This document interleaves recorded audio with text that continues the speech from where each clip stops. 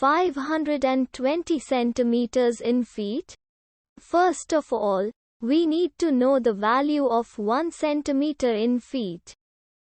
It's always 1 centimeter equals 0.03280839895 feet. Now we have to multiply 0.03280839895 by 520. Therefore, 520 centimeters times 0.03280839895 feet equals 17.060367454 feet.